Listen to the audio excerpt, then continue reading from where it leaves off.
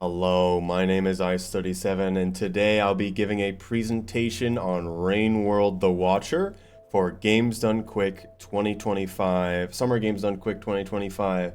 Now, specifically, the category that I'm going to be showing off is called Spinning Top No Dynamic Warp, originally called Ending 1 No Dynamic Warp. We've recently been renaming things so that people can easily understand which ending is which, as well as what kind of rules are incorporated in them, where we have being able to use no dynamic warp and not being able to use dynamic warp. I'll talk about what that means as things happen.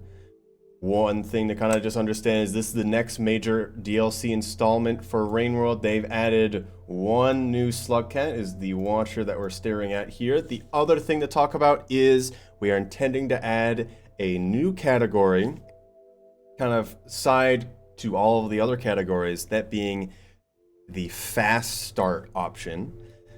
When we start a save file, we start off in a phase 1 kind of tutorial area, and not all of us want to play through that before we actually get to a lot of the new content. And so we have set up a save where we can start immediately in the new content in one of the 3 new starting locations. And so we're going to start off immediately in Sunlit Port. This will drop down how fast this run goes overall. And I'll just get into things as they happen. There's a lot going on with Rain World. There's a lot going on with Watcher. So we're going to kind of just throw you in. We're just going to try to talk through it as much as we can. This is a survival platformer, and I'm exiting a portal from the tutorial area into Sunlit Port. We're already moving on. This game is room-based, so there's all these 3-line dots in between rooms that we got to go between. There's a lot of creatures in this world. All of them pretty much instantly kill us, and so our game knowledge of where things are and how to properly deal with them is very important. The great thing is that here as Watcher, we have the ability to go invisible, so we'll be using that to our advantage in many locations. Later on, we'll have the ability to make portals. However, because this is no dynamic warp, we are not going to be making portals of our own accord. We are only going to be taking the static ones that exist in the world, and otherwise, I'm going to kill this guy real quick. I needed his spear. This guy's in a bad spot, so I'm going to turn invisible real quick as well. Let me pay attention for a second, because there's oddly actually action here. I'm gonna wait a second for this popcorn to pop before we get close to this portal, and now I'm gonna start eating this popcorn. I'm gonna step away from the portal a second so it doesn't suck me in immediately, and hopefully we can eat at least one more would be great. Okay, that'll work out regardless. A few different mechanics going on all at once, kind of just need to go forward because we've technically gone through 2 portals at once here. I am now in a bit of a sickness mode, so I'm going to wait just a moment until that goes away. As Rain World, we have both a static upright state, which you can expect us to act just like any other platformer in that state. However, we also have a all-4 state where we can do quite a lot of interesting things. Additionally, from the standing up state, we can input certain kind of fighting game combos to do certain combinations of moves, such as slides, rolls, and otherwise, which I'll get into a bit later. I'm gonna uncloak before I get stunned. Still got stunned, but that's fine. So because I've gone through 2 portals, I have in the bottom right, you may have seen a giant purple bar, but there's also the white bar. The purple bar is basically showing me that my invisibility has been greatly hampered, and I have only half as much of the length of it that I would normally have.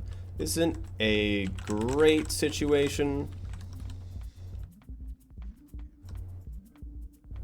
and I'm looking for that rock I just threw a second ago. This will work out. This isn't exactly how I hoped the starting would go, but you know, things just happen. Even if we died right there, it wouldn't have been too bad. We're gonna set up a wall pounce here. Didn't grab the pole, which is a little unfortunate, but that shouldn't matter too much. Where's my rock? There we go. Looks like I placed it slightly higher than I would have liked. There we go. We'll need the spear in a moment. So, big thing about Rain World, it's called Rain World because if we're out and about for too long, it's going to start raining and anything caught out in the rain will die horribly. Of course, they will. Now, the one way to kind of keep ourselves safe from that is to go into a shelter and hibernate until the rain passes. And so with the giant circles down in the bottom left of my screen right now, and now it's going to show in the bottom left of my screen again, we see that I need at least 4, but I can store 3 extra. And I had 5 just a second ago. And now we've used the 4 to save in the designated shelter and then move on. Picture Dark Souls, but to sit at a bonfire, I need to eat enough food first. The other thing being all the tiny dots around our golden symbol is how long the cycle will actually be going on for. I'm looking for a spear here, which I'm not seeing one. I will want to get one before I go into the next room, if I remember. So we got a little bit unlucky on these spawns. Main thing, as we kind of saw for Watcher, is that, again, we're going to be dealing a lot with portals. Our main goal is to get to and find many echoes. I'm forgetting the number now that I actually need to remember it. But these echoes, I'll talk about them when we meet them. But when we meet these echoes, the echoes will also create a portal, and when we go through that portal, it'll save the game. In some cases, we don't want that. We just want the progress of meeting the echo. Ooh, okay. The moths are angelically falling down. It's very funny to watch. Everything gets stunned when we go through a portal on both ends of the portal as we go through it. So as we've gone through that portal, the game is not saved. It did save when we properly ate enough food and then rested in the shelter, but it will not again until we either meet an echo and it'll save the game for us magically, or we eat enough food and save again. We're actually not going to be eating a whole lot of food in this run compared to the other characters, simply because the echo allows us to save in places we normally wouldn't. Now, I already know I'm going to go slightly the wrong way going through here, and at least I don't want to deal with that white lizard right now. So we're going to go down this way instead of what I believe is faster going to the left a second ago. Nope, I think we actually did this quite well. Nice. Everything starts to look the same after you've gone through a lot of these areas, as this region's very, very big. A lot of these regions are. But we're approaching our first echo of the run here. The echo essentially is an echo of someone who once actually lived, an ancient, as we have called them. And there's a lot going on with this echo. We'll talk about why they are the way they are as time goes on. Essentially, just understand that this echo gave us the powers to turn invisible. And as we meet the echo more and more, our golden symbol in the bottom left will change from the base golden symbol to higher levels of golden symbol. Every time we die, we will slide back down golden symbols, but as we are sitting at higher golden symbols, our ability becomes much stronger. We can use the... We're going to quit out right as he gives us the next level. If we're sitting at higher levels of the golden symbol, we can go invisible for much longer, as well as other things that I'll talk about when it becomes relevant. Because we technically died, I've slid back down to the base level. Additionally, I'm going to stop saying golden symbol, because it's technically called the ripple level. The main thing about Watcher is ripples in the world and the consequences of people interacting with each other, essentially. Ripples can come together and create quite a splash. We're going to this next echo here. I went invisible past those scavengers back there because they've essentially made a makeshift toll that we have to go by. One thing to note about this DLC is actually not fully done yet, and there's going to be some of this dialogue that doesn't actually tell us anything. And it's kind of theorized that that is going to be filled in as this DLC gets fully finished. So who knows? If this run gets accepted into Games Done Quick, maybe the route will look much, much different with potential new content that may happen in the future. Now we're in Torrid Desert.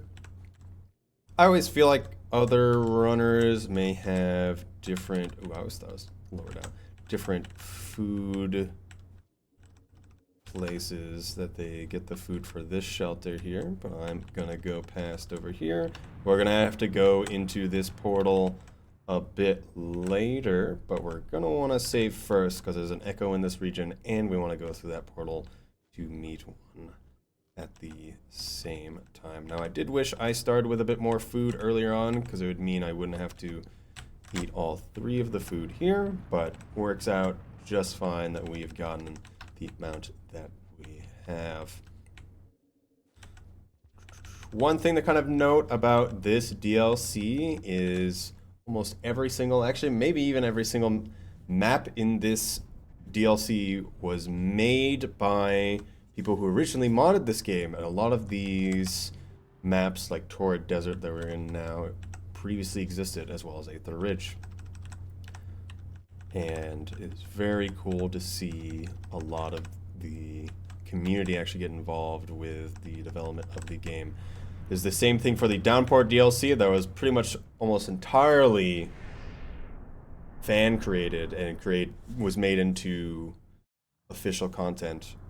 And now with this, it is the combination of both the original developers and fan mod creators coming together to make a DLC as we see here. So now a bit of an unfortunate situation. We got this centipede down below. Centipedes essentially work like batteries. If both tips of their heads touch you, you get zapped. This guy always seems to be there every time, which is a little annoying, but what you gonna do? At least it's consistent. At least usually is. Sometimes he magically disappears. A lot of this game has changed quite a lot. I believe this game actually, so it's based off of Unity, right? It's based off an old version of Unity. I don't think really any any original, what's the best way to put it? I don't believe any default assets. It's basically all custom assets were made for the game. And it was made 32-bit, if I understand correctly. And so this Watcher DLC's upgraded everything to 64-bit. And so creatures have a lot easier time moving around when much farther away from you. At least I have noticed. Whether this placebo effect or otherwise, I definitely feel the better loading and movement of creatures farther away as a speedrunner, as things flow a bit more dynamically. But at the end of the day, when it comes to creatures in this game, they can only be in so many places as they have a specific spawn location, and they can only wander so far before we actually go and meet them. We're going to be quitting out and meeting this echo as well. Every time we quit out, typically counts as a death, which is why I'm still at the same karma symbol that I was, ripple symbol that I was before. It used to be called karma, that symbol in the bottom left, but now we have ripple levels instead. Don't want to get too mixed up. There's a lot going on. I've kind of glazed over even talking about the base game mechanics, which right now we're on sand, which is great because it's always treated as flat ground, which matters quite a lot for us as speedrunners. If I'm a standing state and I do a diagonally down and then press jump again after a certain timing, I will jump and slide out of it and do a slide pounce. I'm hoping to get to this baby centipede here and eat it as well. This food will be very useful for later. The main thing about this game, I believe I said earlier, is a lot of kind of fighting game inputs that do a lot of specific movement in areas. At the end of the day, we only have a few buttons, with Watcher actually adding a new button for us to press, that being the special button that allows us to turn invisible, as well as a few other actions that I will state when it is relevant. A little bit awkward. The scavengers there essentially mirrors of the player. I wish that didn't go the way that it did, but we'll deal with it. That's fine. Alright. So scavengers, they don't really have a set spawn location. This can kind of just exist. If they exist at all in a region, they kind of just be wherever they want. I'm looking for white lizards right now, the camo lizards. We saw one a moment ago. And we're hoping to not run into that one's brother. I'm making sound on purpose to see if I can visually see it appear. It appears to be right there. Moving on. Here we are. I'm gonna take this because I feel fancy today with my flower, but it does have actual gameplay mechanics associated with it. Where if I die, I don't actually go down a ripple level because I have it.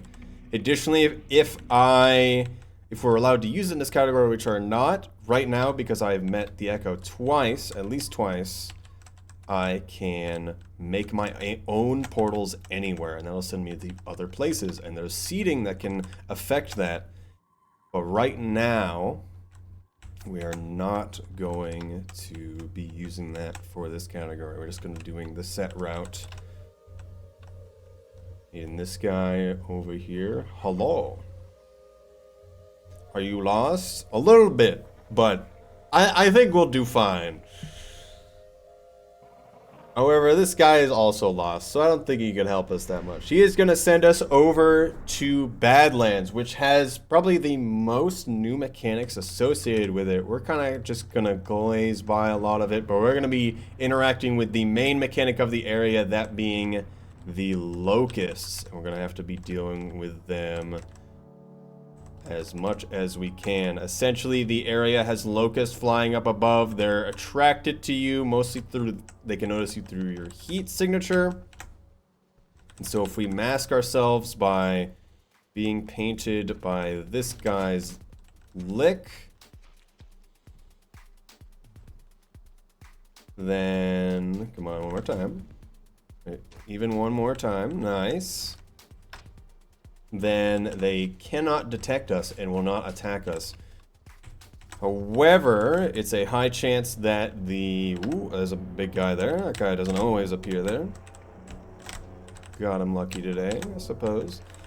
However, we're not going to actually make it as far as we want to with this amount of paint, or at least usually we don't.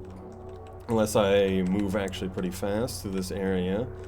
So if I turn invisible before I go into this next room, as we are invisible, they won't detect us nearly as fast, but they still will inevitably detect us. But that'll give us enough time to make it across before they attempt to eat us. Now, the one thing about being invisible but covered with paint means that we are not actually invisible and things can actually see us, which potentially can be an annoying thing, but so far hasn't. The paint actually is making us all the way there, which works out quite nicely for us.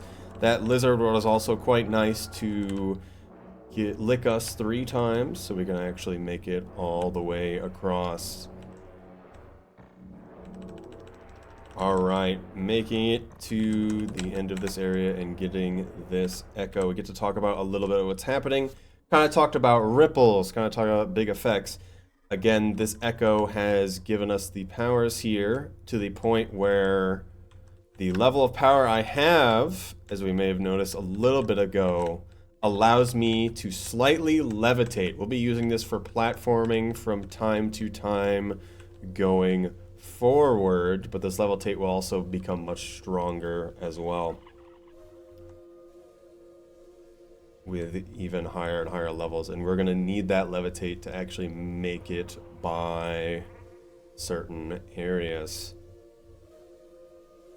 So I believe I might be wrong. Where this echo is going to be sending us is actually a region we've already been to, so we have no reason to go back there. So we're going to instead quit out here again. This game is just full of quitting out when we meet the echo. And then we're going to go to cold storage. A lot going on there. We could have gone a lot of different locations with it, but we're only going to need to get the echo there and then go to another area for another echo and then dipping out as well. So moving on, we're going to be moving to cold storage because I had the flower. Me quitting out actually kept me at the karma level, ripple level that the echo just gave me. So I don't need to worry about it. You see these scavengers are holding spore puffs. The spore puff actually keeps the bugs off them. However, at this point, we're only going to be inside the area. So we're not too worried about that. This guy's a little bit in the way. So with creatures in this game, there's various stats that can randomly be assigned, essentially. And with scavengers, if they're very aggressive or have certain levels of skill, mostly being aggressive, we can be very afraid of them. We have neutral rep with them to start with. I think I have pretty bad rep with them right now, considering I have assassinated some. Consider Skyrim logic for if the scavengers as a whole know if something's happened. This blue lizard caught one of those worms, which is very rare. I don't think I've ever seen them even notice one of those things, let alone actually grab those. We're learning new things every day. Lizard's kind of in the way right now, but that's all good. That hermit crab over there is having a bad time, I think. And we're making it into cold storage. A lot of this routing, I actually didn't have a huge hand in. It was a great deal of work, I believe, by Huborp, Regon, and July. I mostly am going off of July's run. And I'm very happy with the results of this route. I really like what you get to do in this run. Now, as I understand, this is going to be our last proper save of the run coming up here. Actually did eat enough beforehand, which is very good. Because we hit the karma flower, my level of floating is also very good. We get to hear the voices of the recently, or maybe not recently, rotted. So as we actually go through areas, we start to notice that a lot of the creatures are actually starting to get the rot as part of them. If you don't know Rain World, essentially the rot is I guess I don't really know, a cancerous growth that tries to consume everything. And at this point, oh, I'm supposed to go up first. At this point, it has started to take over the bodies of some creatures and even act in ways we wouldn't really expect. However, because we are doing ending 1, we're really not going to encounter it too much.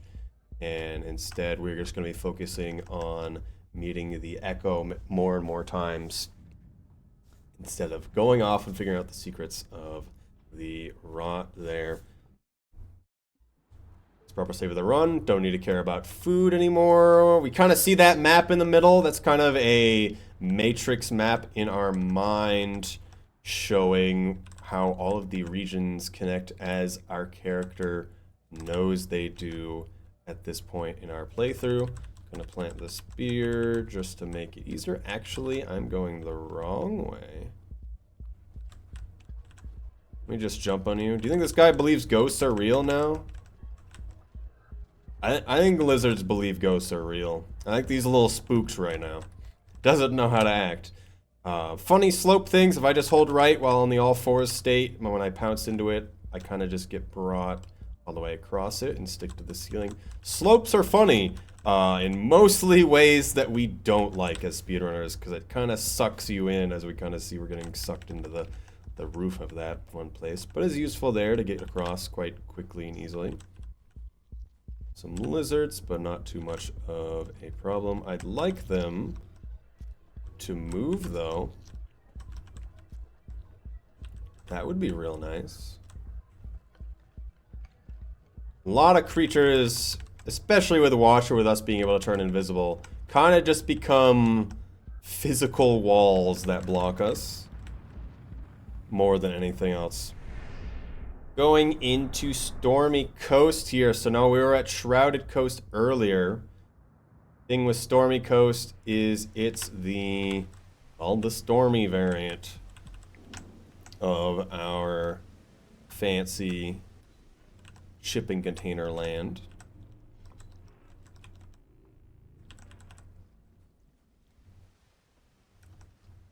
Hello, sir. Okay, thank you.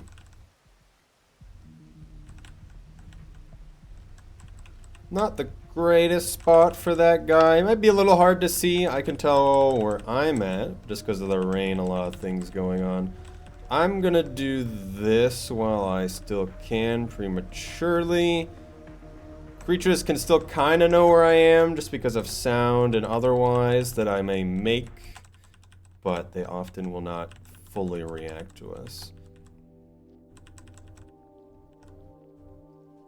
Alright. These scavengers have been getting quite in my way recently. That golden scavenger is actually a new one added in the DLC.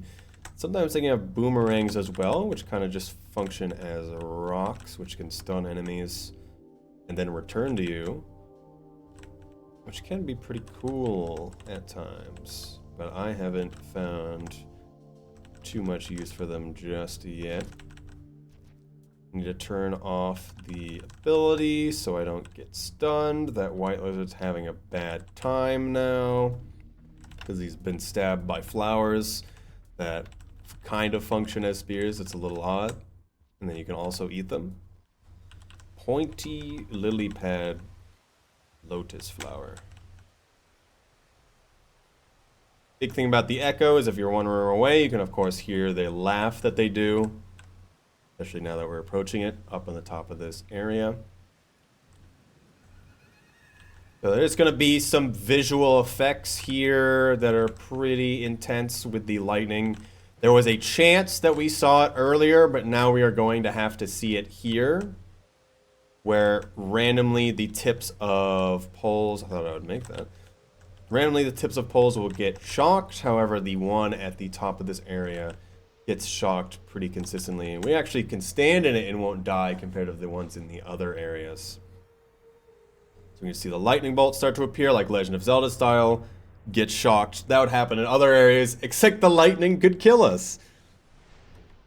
Don't want to go through that portal.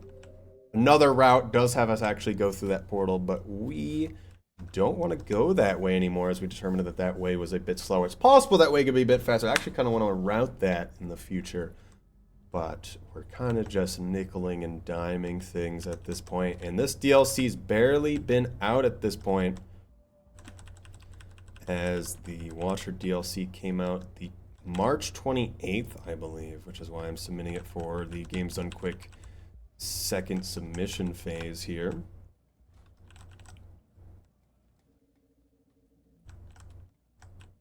Moving on through cold storage. We're not going to see the full extent of cold storage here, but kind of understand this place is host of a huge amount of bioengineering parts, and a lot of lizards are not really feeling too hot. I'm kind of making my own jokes here at cold storage, not feeling too hot, but making it to the echo. I do need to actually get over to it, otherwise I don't get automatically sucked into the portal, which loses me a little bit of time. Any numerous cycles. I think it's been 3 cycles actually. So I think we've done pretty good for ourselves, considering I've only had to save the 3 times. This is the second to last echo we're going to have to get, and then we're going to be heading straight to the end. How we have routed it has us basically right at the ending sequence, which is why we've done a lot of quit outs in certain locations or not in others. Actually get to see this cutscene, setting us up the karma ladder. I keep saying karma, I can't let it go. It's called Ripple now. The gold symbols are Ripple, the white ones are karma. In Salination, water area. I like this area quite a lot. However, we see these creatures. People hate these guys. so very much. They kind of just function as walls. There's ways to counter them now, but originally when the game released, it was basically just they sit in a place and they don't move, and it's hard to deal with them. I'm hoping to not run into a lizard here in a moment. Additionally, I've picked up a bubbleweed, so I kind of get pockets of air constantly forming around me while the bubbleweed still has bubbles in it. I believe I'm gonna try the one cycle here where I don't get any extra bubbleweed going through the next areas here. I'm trying to just stare at this guy. Where are we going, little man? Okay, good job. Only got bitten once so far, right at the beginning. So we're doing pretty good. I'm pressing jump at specific timings to boost my speed. Normally this is unadvisable underwater because every time you boost your speed you lose significant amount of air. Because I'm constantly being refed air by the bubbleweed, I am not worried. So we're trying to not get caught on geometry as much as we can, so we can do one cycle all the way to here right as my bubbleweed runs out. Don't think we actually need any more bubbleweed, but we are going to pick it up for a moment anyway. Don't actually need to use the ability there, so stop doing that. And we're immediately at the last time we meet the Echo. Well, it's not actually the last time we meet the Echo, but it's the last time that actually matters, that is not the ending. Hello, friend. I am your shadow. Why have you been watching me, though? Of course, there's a lot of people watching, but potentially. This Echo, we get to talk a little about what's happening, and we don't know what's happening until the ending, but I can kind of talk a little bit. So we've met a lot of Echoes in the other campaigns, and none of them have given us the ability to magically teleport around or turn invisible or this, that, and another thing. But this one is much smaller than the others, and as we can kind of put together, this Echo is actually a child, which is very odd to think about, that a child actually became an Echo, where all of the other ones that we have met have been adults before they became Echo. Some of the wording that this child actually says kind of doesn't make sense in a lot of cases. I don't know a child that ever has said the word protein before. Maybe that's just me, but they're very verbose in some of the dialogue on some of the places that we can meet them. All right, big jump across. We're gonna know something interesting as I do this, and that is our invisibility has gotten to such a high level that I'm now not just invisible, I'm just in the evil realm, as I call it. Or at least we've completely ceased to exist in normal reality and can phase directly through creatures as well as being completely ignored otherwise. Now, however, we kind of see these little blue things all around everywhere. Those blue worms, the really big ones, can actually attempt to kill us while we're in that space. And if you've kind of seen these giant ripples of just the fabric of space-time getting ripped apart in certain places, caused by us or otherwise just existing in the world, we're kind of seeing this whole area being really unstable here. Ooh, there are these giant worms that can also come from those locations, and they can just try to kill us in the normal realm as well. Alright, let me actually do this correctly here. So with the highest level ability, we can actually activate the ability for a moment, give ourselves a huge jump. Did that a little bit wrong. This is unfortunate. Have to do very specific timing for how some of these things, how you actually do the jump. So I messed it up trying to do it off the pole and be fancy. But moving on, we're gonna be in the evil dimension here as we meet the Echo. And so the Echo is actually hiding in this dimension, in this location. we would not normally be able to see the echoes here. And so our ripple level is the one in the bottom left, and we check on our mental map, we can see as the same icon to know that we need to enter this realm, as well as when we're here and we're not in this realm, they just kind of exist as a ghost and laugh at us, like, aha, you can't figure it out how we get over here, haha. But now that we've upgraded enough, we can see them. We're going to the last region of the game, last save as well. That being an area called Ancient Urban. That was a decent boost. I think I should try to hold up a bit more next time.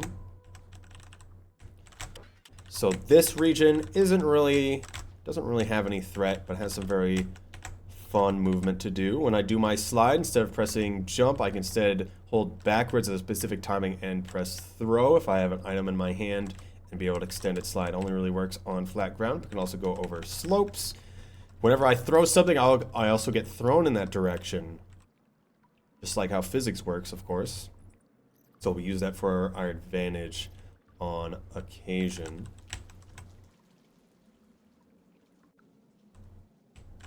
Just thinking about how I want to do some places a little bit ahead of us here.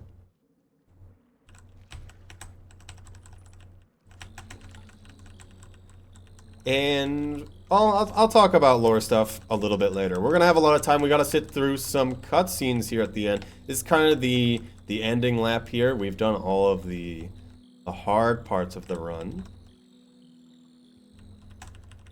We're kind of going through. Again, our character is a slugcat. That is the race that at least the community has named them.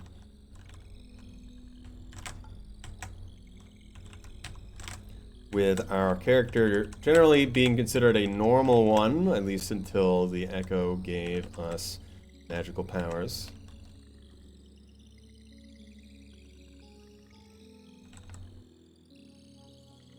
A lot of the movement is very particular to the base game characters and how we're going to do certain things compared to some of the others from the Downpour DLC, which has certain abilities that can help improve their movement.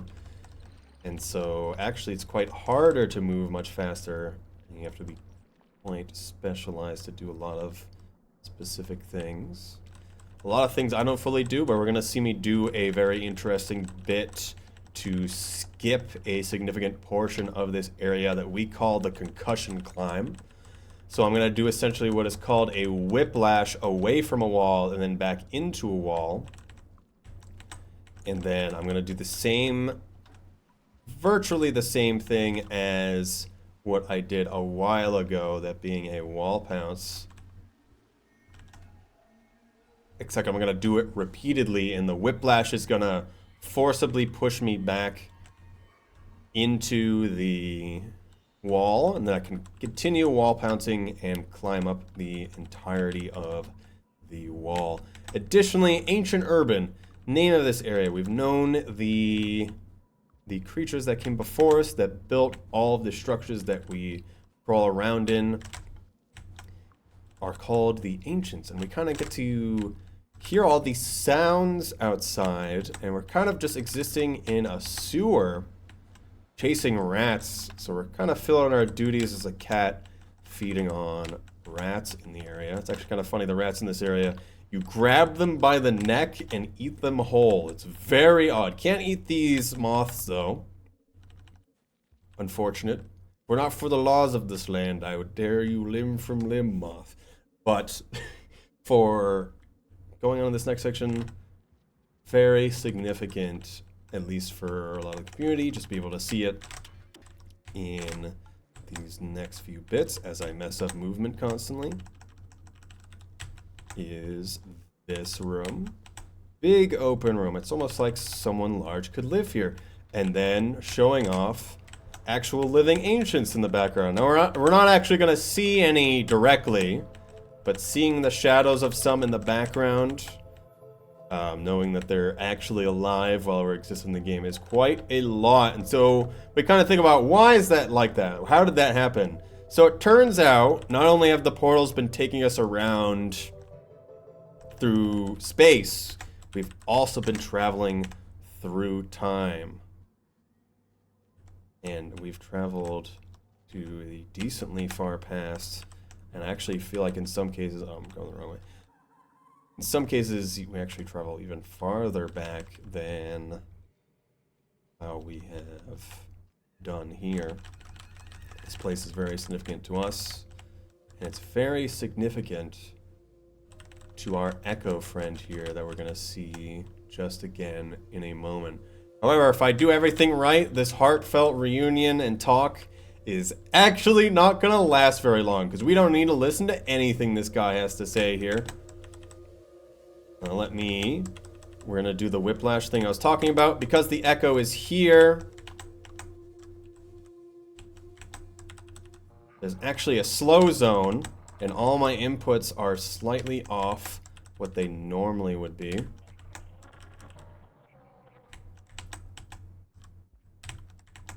trying to space this in particular, but it's a bit awkward with all of my input timing slightly off what I'm used to. I did this first try last time I did this, so it's a bit unfortunate. I'm spacing it just wrong so far. I think I'm a bit too close to the wall.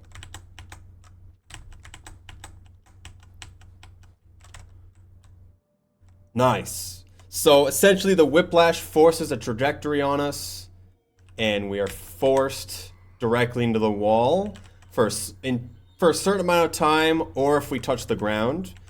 And so what we do is we also do a wall pounce right when we hit the wall, so we have to time pressing jump as well as holding a certain direction.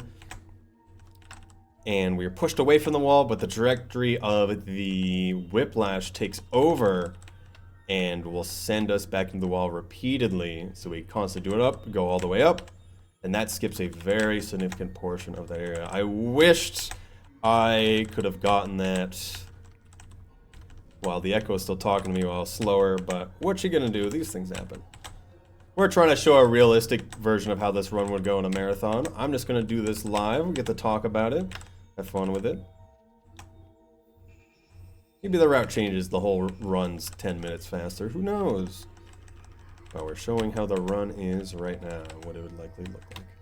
We're approaching the end here. Right now we'd be going past a bunch of murals showing the original karma, which would normally be what would matter to go between areas of the world and are directly tied to the wants and needs of a person and what ties them to the world. But we can't see them because we're in the evil realm, and we want to stay in the evil realm because I don't want to exit it because that is slow.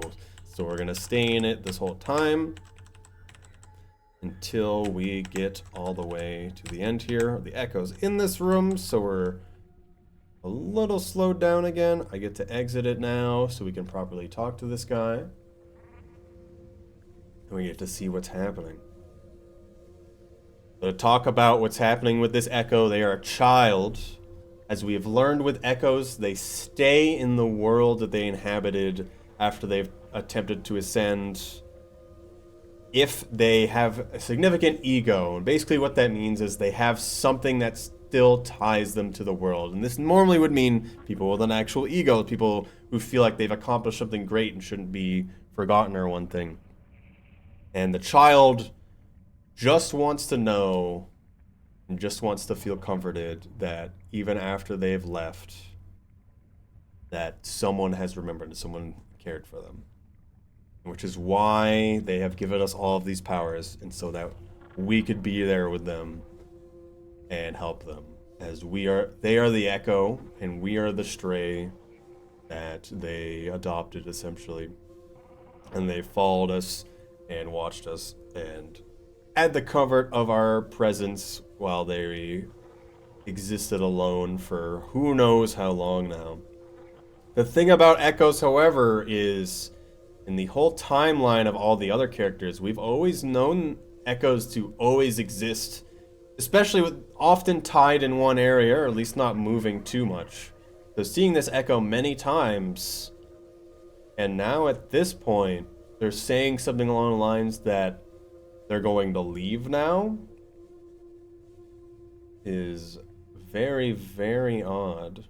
This fluid we're above is void fluid. So you enter it, you ascend into the next realm. You no longer reincarnate, essentially, once you go in it. And there was a point where going in it for the ancients was a very big thing. But they didn't think of the repercussions in many cases. And so this is this echo here dealing with those issues of the past and the situation they're in. And somehow finding a way to move on and disappear. Which, maybe this doesn't make sense for someone who doesn't know anything about this game. The fact that they were able to do such a thing is very, very interesting of a concept. Maybe that's why we haven't seen any other echoes other than from the ancients, because all of them moved on. And now here we are. All this picture, it always makes me laugh, is very, I guess somber is the word. Now Watcher's only friend. We watched the cutscenes earlier on that we skipped. Watcher effectively has problems being friends with a lot of people who is afraid of a lot of things. Which is why in a lot of cases they're so okay with being and doing what they're doing. Didn't really get to have the childhood that they would want. Companionship with the other slug cats they existed with as they grew up as an orphan. And were quite afraid when they saw the rest of their race ascending away and disappearing. Now we are going to be heading back. Now, it kind of would make sense that the run would actually end there, but we're going to end when credits actually happen, because the story is not about the Echo here. The story is about the Watcher. So the Watcher says it's done when they want it to be done. We're going to go back to that room that we saw the Echo at just a moment, and kind of sequence broke our way up here. And we're going to go see that. I do think it's quite interesting to see the cityscape just behind us. Something to also note, Video Cult, developers of this game, one of the developers is working on a new game called Airframe Ultra, I believe. And in some ways, how Rainworld is and the cityscape is very reminiscent of how that game is likely going to be. However, a lot more directly action-packed, much different than how this game plays. Alright. Last little section here. There's one last bit of tech that I get to talk about that's just kind of funny that people casually playing may not initially realize, is that here are toys now suddenly. And I need to touch all 4 of them very quickly, because once I touch all 4 of them, the run will end in 20 seconds. And so all that we need to do is touch all 4 of them at least once. I'm just kind of touching them all again just in case.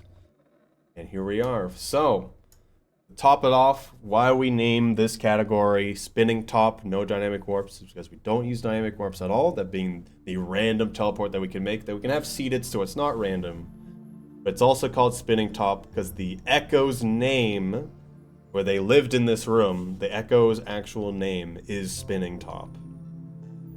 And they had a spinning top, because of course they did. And now, as Watcher, we get to experience the cat ending. We are now a cat. And Watcher gets to, in some ways, kind of have the childhood they wanted, or at least the comfort that they have wanted. To live in an area that they feel is safe. And that is everything I have to show off and talk about for Rainworld the Watcher. The run ended when this cutscene started. And so, thank you all for listening to this submission video of Rainworld the Watcher. I hope you seriously consider this run for Games Done Quick 2025. I enjoy doing this run quite a lot. And I think quite a lot of new improvements of this run could happen in the future, and I'm looking forward to the updates this DLC will have to see if we potentially get new endings, new content, or otherwise see how the routing changes. One other thing to kind of say here is that we will see my name here in the credits. I helped out a little bit with both the QA testing for Watcher and the previous DLC Downpour. And I'm very happy how the DLC has come together, especially after the few patches after release. And yeah, I've been Ice37. Thank you for listening to this run again, and goodbye.